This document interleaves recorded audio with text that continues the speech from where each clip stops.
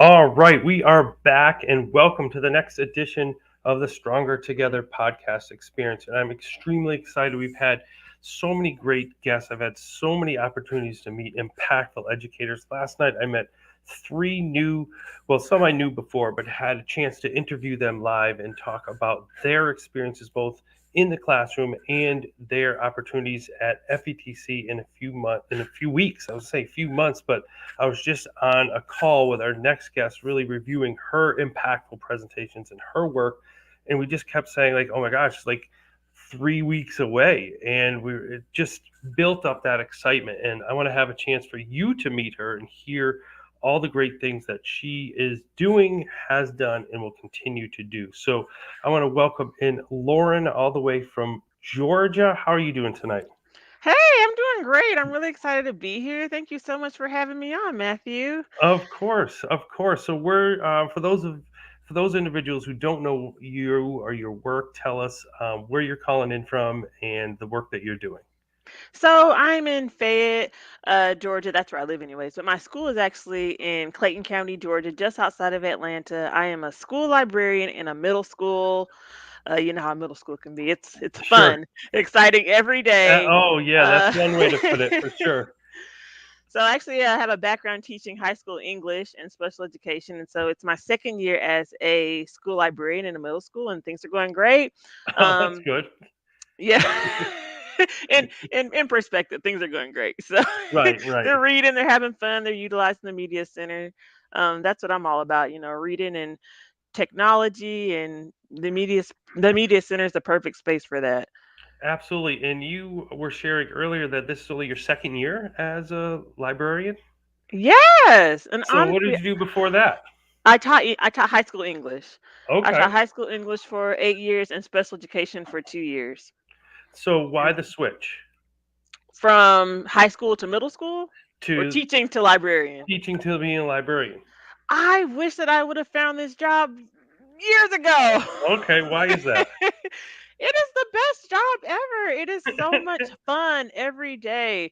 Honestly, I as an English teacher, and they say there's like an English teacher to school librarian pipeline. Hmm. But some of my friends can probably relate to that. But Okay. love reading, love students, I love technology, and so I always loved the library, and Okay. so I was honestly kind of becoming burnout teaching, Oh and boy, I knew can't that I have that. wanted to stay in education, right? And I looked at the librarian at my school, the media specialist, and said, "This seems like a really good job, and she's always, in a good mood. How can I get some of that?"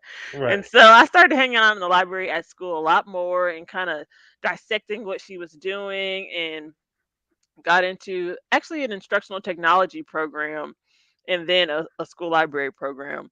And when the opportunity became available for me to take this job at a middle school, I hopped on it.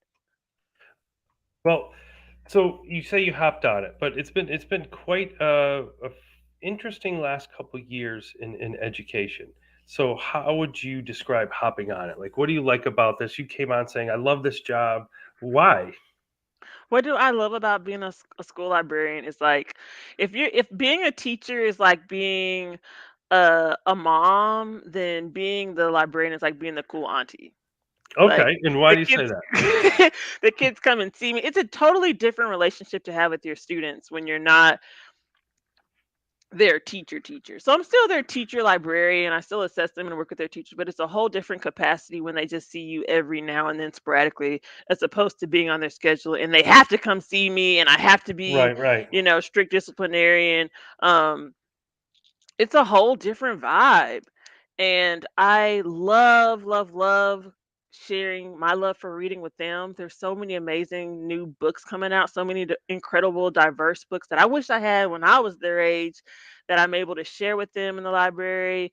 All of the incredible research techniques and getting able to work with all the teachers.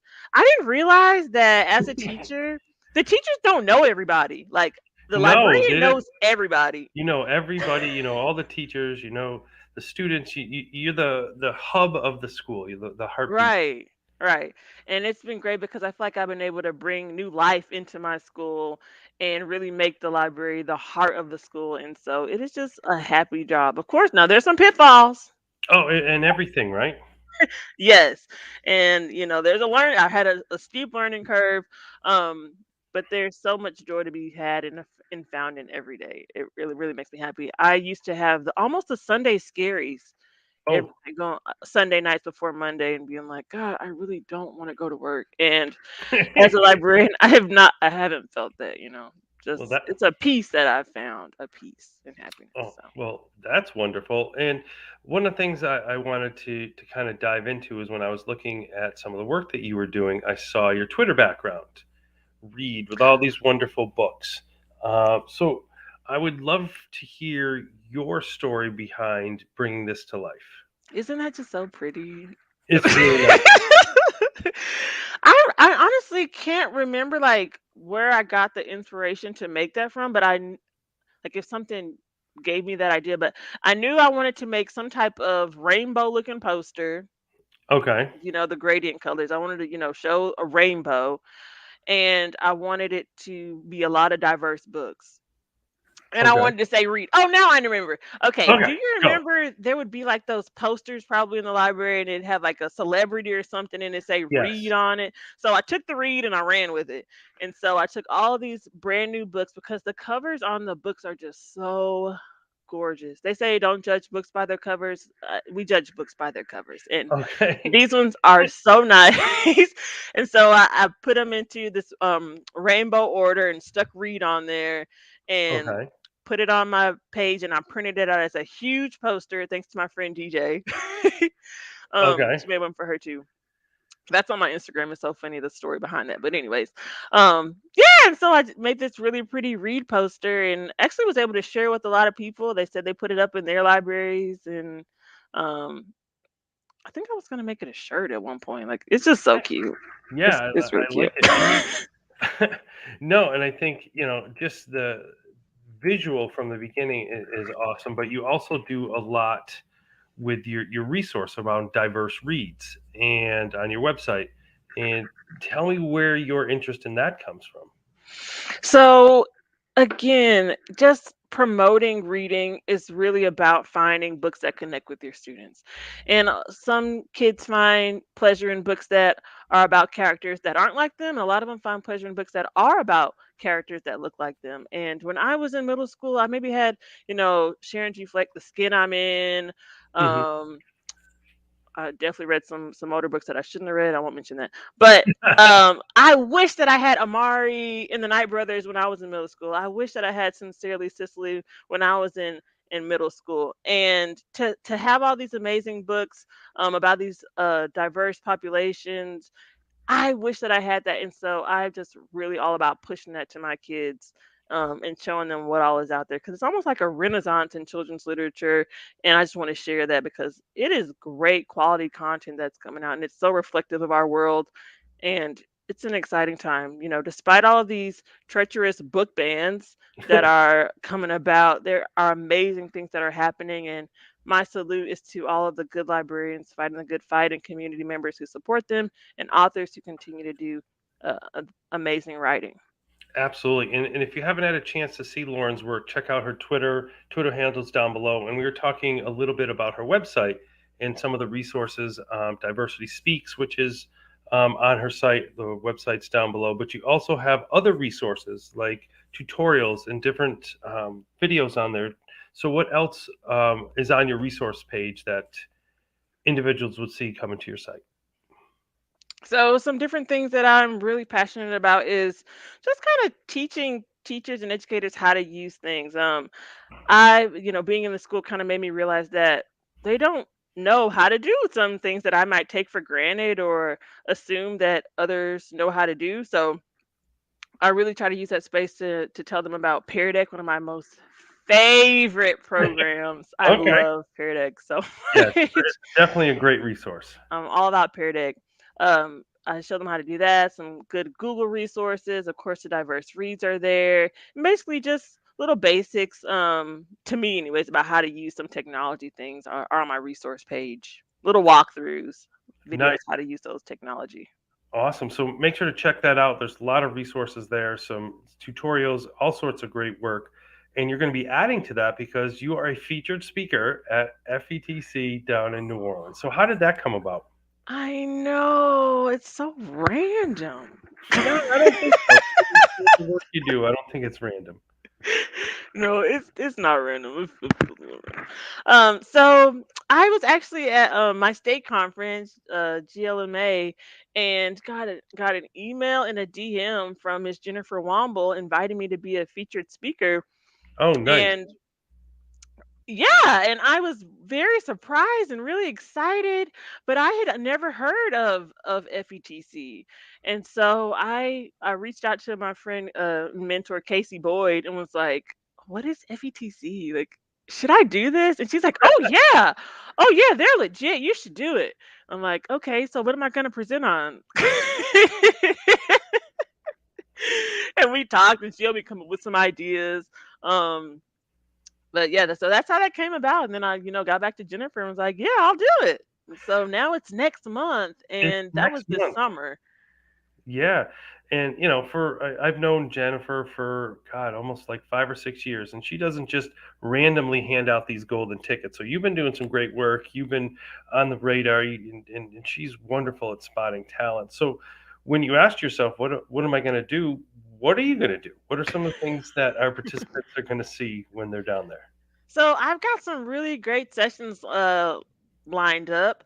One of them is about digital collaboration between teachers and librarians, how you can plan together and work together to create things, co-teach, send out, you know, appealing information without ever being face to face. So all digital collaboration.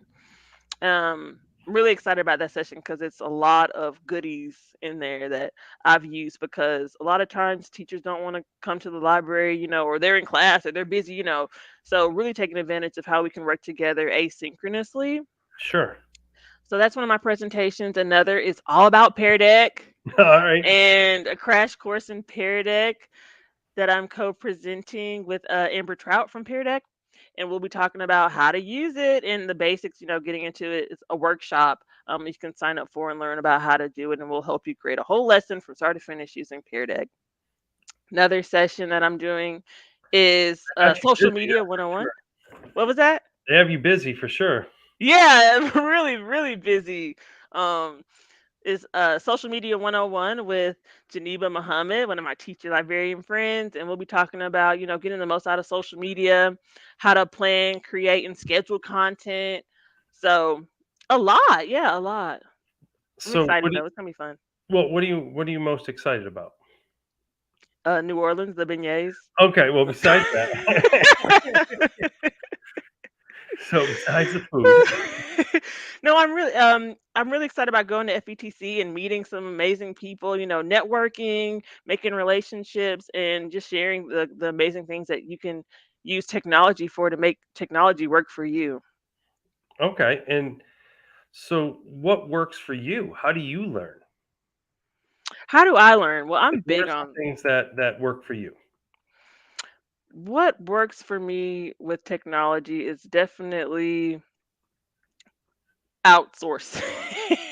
So Okay, whenever I've got a question about something, I am always on Twitter asking somebody for clarification, or on YouTube, to try to get more information about how things break down, because I feel like, it's out. The answer is out there. It's just a matter of finding it and making it work for you. yeah, absolutely, and I think that just brings people together. It shows individuals the power of connecting. I remember when I was launching, we were doing digital assessments for the first time, and Mhm. we were using Pearson. And I was like, I don't know how to do this, and I just said to Pearson, at Pearson at Twitter, how do you do at home star testing? Like like tweets are coming in. Pearson replied, people replied, and it just happened. And I think having that opportunity is wonderful. So one of the things that I've learned from you just in a very short time and reading on your website as a librarian, people who are not librarians should come to your session too. So, what would appeal to classroom teachers, administrators, other individuals besides librarians? Because you have the opportunity to really span multiple areas in the work you do. So why should those individuals come? Oh, they should definitely come because these skills are definitely transferable. So all these skills that I'm teaching librarians apply to educators. As far as the digital collaboration piece goes, you can use that not just with your teacher librarian, with your colleagues, with your students, with your community members. You can all use those techniques and skills together, so that you can be better in your classroom and with your students. Um, Another session that I'm going to be doing is about different library programming, but that's also transferable because those activities can be classroom activities and assessments as well. So, fun programming ideas for teachers to do with their students. It definitely goes beyond just libraries. I can imagine. So, one of the things that I've always liked about FETC was the opportunity to meet individuals, to collaborate, to connect. So, one of the questions I always ask is, what does stronger together mean to you? Oh, stronger together. It means to me having a community, a PLN that you can lean on to support you because you should never feel alone in your work. And honestly, I feel like I've, had a lot of success as a librarian because of my Twitter PLN, my Hmm. social media PLN. And if I had that when I was teaching, I might not have felt the way that I did. And I didn't even learn about the beauty and strength of social media and a vast PLN until my library program, when one of my assignments was to get on Twitter. Okay. So yeah, and really just the community of support is what I believe is stronger together by gathering ideas, being able to reach out to people, being able to give your ideas and take theirs, and really know that you're not in this alone, that you're all rooting for the same thing to benefit students and to make education something that works for everyone. Awesome. Well, it has been great to meet you. It's great to get to see your work behind the scenes earlier before today, get to hear your work outgoing here now, and going to get a chance to meet you down in New Orleans in a few weeks. Yes, I can't wait to see you then. Thank you again for having You're me on. welcome. And for all of you who are out there listening and watching, make sure to go on to Mobley in the Mix and Twitter, follow her, and all of our other socials are on our website, which is even further below. Check that out. Check out all the resources, and get to meet Lauren before you meet her down in New Orleans. So I hope you have a wonderful evening. Enjoy your break. Enjoy this restful time as you build your presentations, and we'll see you in 3 weeks.